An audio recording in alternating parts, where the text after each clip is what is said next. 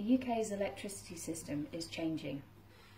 Onshore wind is fast becoming the cheapest energy source around.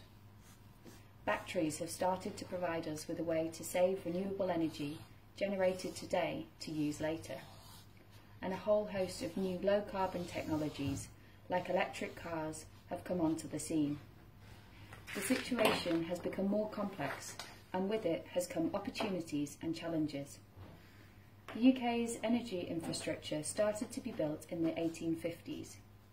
It developed in an organic way initially, with grids of increasing size and voltage levels connecting together, eventually forming a national grid. Later, interconnectors were built to connect our grid to Europe. We now think of this grid in 3 layers.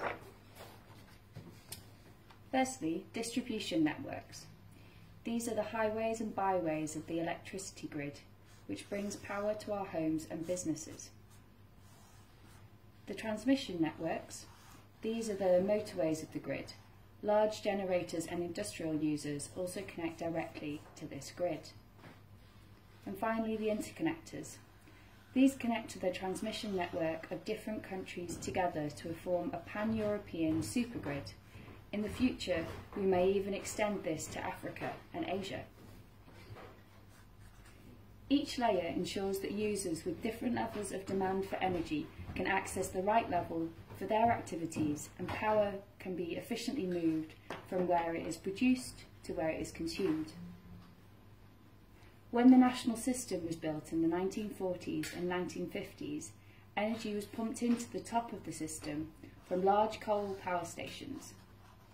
From here, the electricity cascaded down through the system, through the motorways of the energy system in the transmission grid, down through the A roads of the grid in the medium voltage network, and finally down the country roads of the system to provide energy to homes and businesses on the distribution network.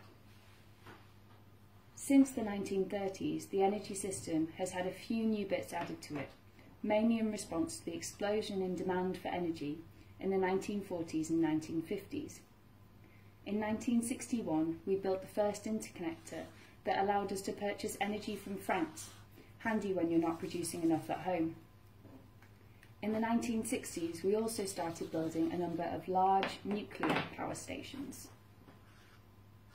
In the 1990s, we dashed for North Sea gas, and a larger amount of power stations started to come from gas turbines, beginning a transition away from coal.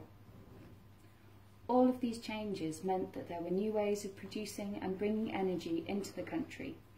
Ultimately, the setup of the system remained unchanged. Energy flowed down from the top of the grid to the bottom. But from the 1990s on, things started to happen that fundamentally changed the top-down setup. Renewable energy sources come in all shapes and sizes, and so they were installed at different levels of the system. Large renewable energy generators, like offshore wind and big solar farms, have connected to the transmission grid. Smaller wind turbines and solar arrays, including those in people's homes, have been connected to the distribution grid. These changes disrupt the old top-down flow. More energy is now flowing up from the bottom or being generated and consumed at the same level of the system without using the wider grid at all. With the old energy system, it felt like energy was in endless supply, like water coming out of a tap. We could always access energy wherever and whenever we needed it. But the dirty power stations powering the old system have pushed us in the direction of irreversible climate change, with all of the catastrophic social and environmental consequences that come with it. Renewables give us a way out of this problem, but come with a few complexities of their own. Renewables will only provide energy when the wind blows and the sun shines. Whilst there are opportunities in battery storage, we will still have to be smarter and more flexible about how we use energy, matching up when we use power with when it's available. The days of treating energy like a constant supply will be behind us, and we will need to adapt. There are exciting opportunities in the changing energy system, which in turn raises questions about who should own, manage and make decisions about energy. Some people have a vision of individuals becoming energy islands, producing all of their own energy, and where there is leftover, selling it directly to their neighbour. Some think that this should all be nationalised and run centrally. And some think that we should look to more collaborative ways of governing these shared resources. Last year, Carbon Coop worked with a group of climate activists, council officers,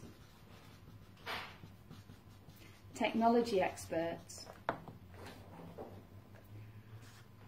elected politicians, trade unionists, grid specialists, researchers, cooperative practitioners, and self-proclaimed policy wonks to come up with our answer. Read the Energy Futures now to see what we came up with.